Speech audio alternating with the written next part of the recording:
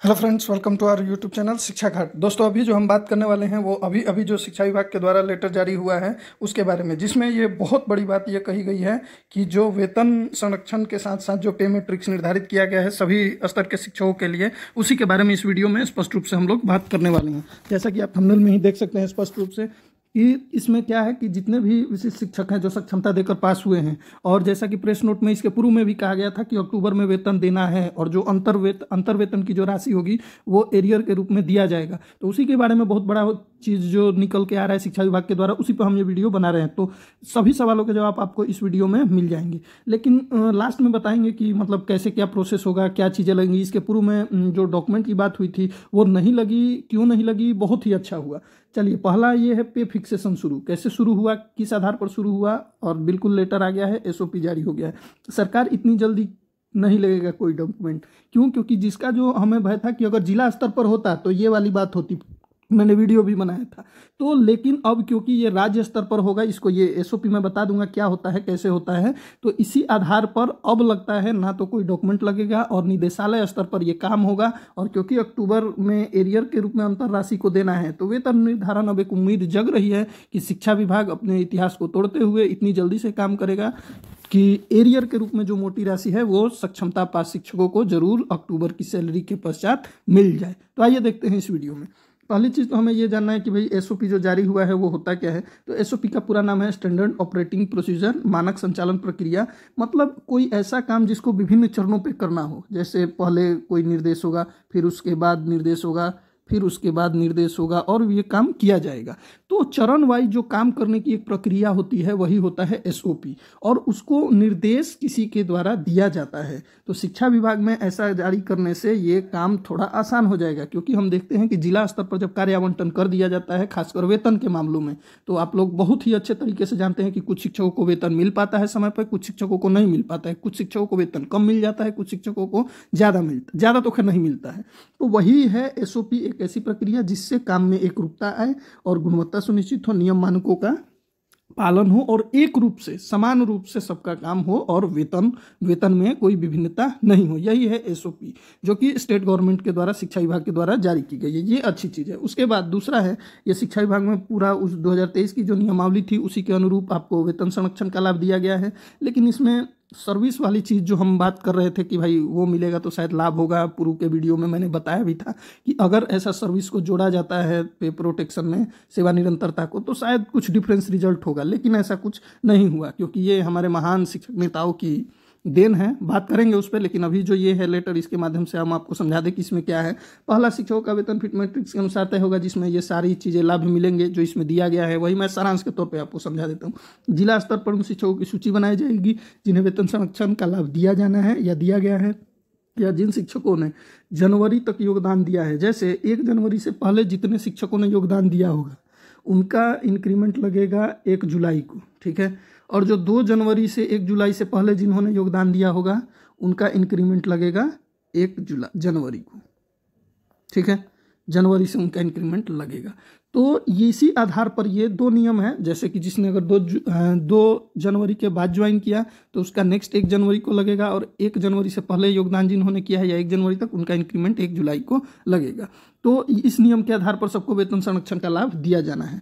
अब उसमें कैसे क्या होगा, तो जो एसओपी जारी हुआ है उसमें प्रोसेस वाइज ये चीज़ें बताई गई हैं। एक जो शिक्षा विभाग के द्वारा प्रोसेस बताया गया है वो मुख्य रूप से जिला शिक्षा पदाधिकारी के कार्यालय को ये सारे जो काम है ये उनको करना है, आपको इसमें कुछ नहीं करना है। इसमें क्या करना है, एचआरएम, जैसे जिन भी शिक्षक का ये निर्धारण हो जाएगा कि ऐसे करना है, तो उसकी जैसे उनका निर्धारण हो गया किसी साथी का 28,000 रुपये है, ठीक है। अगर राज्य एसओपी में वो निर्धारित हो गया कि इनका वेतन संरक्षण के बाद इनका हो जाता है 28,900, मान लेते हैं इतना होता है, तो ये निर्धारण ऑलरेडी एसओपी के माध्यम से कर दिया जाएगा। और जिला शिक्षा पदाधिकारी में केवल ये प्रदर्शित होगा, जब वो नाम सर्च करेंगे तो ये दिखा दिया जाएगा कि इन शिक्षक का इतना करना है, और केवल उनको लॉगिन करके ये सारा प्रोसेस कर देना है, जिससे कि अब जिला शिक्षा पदाधिकारी आपको ढुलमुल मतलब बहका नहीं सकते या फिर टाल नहीं सकते उस काम को। जब निदेशालय स्तर पर निश्चित हो जाएगा कि भाई इन शिक्षकों का इतना इतना करना है, सर्च करते ही सभी का जब डिटेल खुल जाएगा, शायद मास्टर डाटा इसी के लिए, मैंने पूर्व में भी बोला था कि मास्टर डाटा किस लिए, वेतन में एक रूपता लाने के लिए मांग किया जा रहा है, पहले ही वीडियो में मैंने बोला था।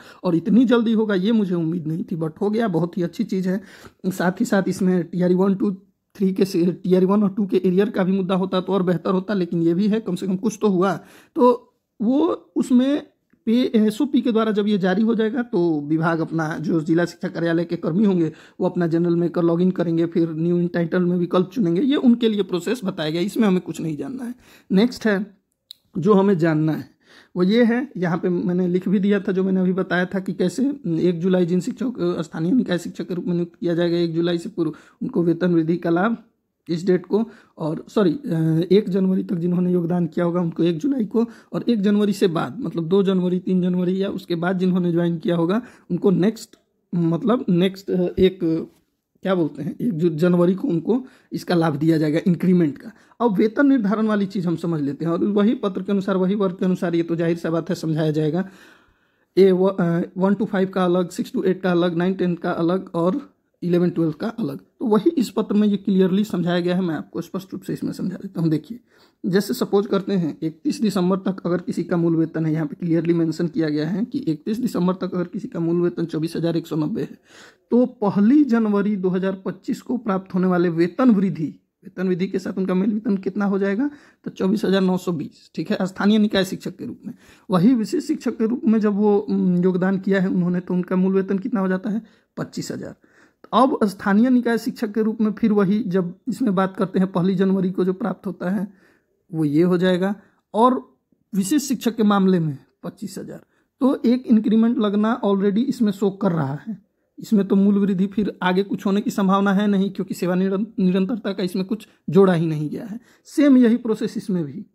लेकिन अब यहाँ एक सवाल ये है कि जैसे किसी का अगर 28,800 बन रहा है, ठीक है, तो नेक्स्ट वाले में कैसे होगा, तो आप यहाँ पे 28,840 है वो इसका मान लिया जाएगा। जैसे 28,800 है किसी का बेसिक जब वो स्थानीय निकाय शिक्षक के रूप में थे 6 to 8 में, और ये थे, और उनका अब नेक्स्ट इंक्रीमेंट जो लगेगा वो बनना चाहिए, तो कितना भी होगा तो इस वाले में उनका अपडेट कर दिया जाएगा 29,700 वाले में, समझे।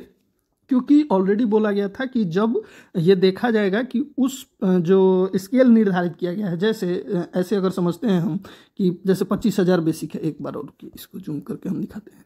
जैसे 25,000 किसी शिक्षक साथी का बेसिक है और उनका एक इंक्रीमेंट लगने के बाद पहले बेसिक अगर इस साइड में जो पे स्केल हम देखते हैं ये है, और यहाँ विशिष्ट शिक्षक के रूप में वेतन संरक्षण के बाद उनका ये है, तो अगर किसी शिक्षक साथी का ऑलरेडी जब 25,700 समथिंग यहाँ बेसिक है पूर्व में, तो नेक्स्ट वाले लेवल में जो भी इंक्रीमेंट के बाद नेक्स्ट वाले लेवल में जो भी पे स्केल होगा इधर वाले में, उसी में इनका पेरोल अपडेट कर दिया जाएगा। क्लियर है। तो आगे वाले स्केल में, नेक्स्ट वाले स्केल में जो लास्ट वेतन मतलब उनको जो प्राप्त हुआ है उसी के आधार पर इनका बेसिक तय होगा। ये चीज़ बहुत ही अच्छा है, लेकिन उस स्तर में सबसे अच्छा तब होता है जब सेवा निरंतरता का लाभ इससे जोड़ दिया जाता, शायद सैलरी में अच्छा इजाफा होता, लेकिन ऐसा नहीं हुआ। लेकिन ये भी एक अच्छा स्टेप है, कुछ नहीं से कुछ तो सही। हालांकि अब हम आगे ये देखेंगे कि भाई इसमें क्या विभाग और करता है, क्या जितनी तेज़ी के हिसाब से ये काम कर रहा है उस हिसाब से पेमेंट होगा या नहीं। अभी तो हमें उम्मीद लग रही है कि अक्टूबर, जिस तरीके से 3-4 दिन के भीतर ये सब करने का आदेश दिया गया है, तो लग रहा है कि अक्टूबर के वेतन के बाद एरियर के रूप में अंतर वाली राशि शिक्षकों को मिल जाएगी। लेकिन वेट करते हैं। सितंबर में भी वेतन के मामले में हमने देखा था कि लेट लतीफ़ी जाहिर हुई थी विभाग की, लेकिन क्योंकि चुनाव है तो कुछ भी हो सकता है, पॉसिबल है। जिस प्रकार से अभी 1-2 दिन पहले हमने वीडियो बनाया था कि वेतन वाले मुद्दे में क्या हो सकता है, शायद डॉक्यूमेंट लिया जाए। आज ही मैंने वीडियो बनाया था कि अभी डॉक्यूमेंट लिया जा सकता है कि अगर ऐसा होगा तो मैं चाह रहा था कि शिक्षक पहले से तैयार रहेंगे, लेकिन इत्तेफाक हुआ कि SOP जारी हो गई। हालांकि ये मालूम था SOP जारी होगी, लेकिन ऐसे जारी होगी कि स्टेट स्तर से ये काम होगा और जिला शिक्षा पदाधिकारी को केवल उस पर अप्रूव करना है, लॉगिन करना है और डाटा प्रदर्शित हो जाएगा और उनको केवल अप्रूव करके जो शिक्षक आएंगे और ओके कर देना है। तब तो ये काम हमें लग रहा है ये एक अच्छा स्टेप है। इसके लिए हम और सपोर्ट करते हैं विभाग को, अच्छी चीज़ है। लेकिन मैं चाहूँगा कि इनके साथ साथ और भी जो चीज़ें हैं उसको भी विभाग देखे, और अन्य शिक्षकों का भी, विशिष्ट शिक्षक के साथ साथ हमारे और भी जो भाई बंधु नियोजित से भी PSC में गए हैं या फिर जो डायरेक्ट फ्रेशर जो नियुक्त हुए हों, उनके एरियर का भुगतान भी समय से किया जाए। धन्यवाद। अगर ये वीडियो पसंद आई हो सकता है आपको ये मामला जटिल लग रहा हो, ये अभी नहीं भी समझ आया हो, क्योंकि मैं ज़्यादा एक्सप्लेन करने लगूंगा ये वीडियो बहुत लंबी हो जाएगी। अगर इससे संबंधित कुछ भी डाउट हो तो आप कमेंट बॉक्स में पूछ सकते हैं, मैं आपको इंडिविजुअली इसका जवाब देने का प्रयास करूँगा, क्योंकि इसको समझाने में बहुत टाइम लगेगा।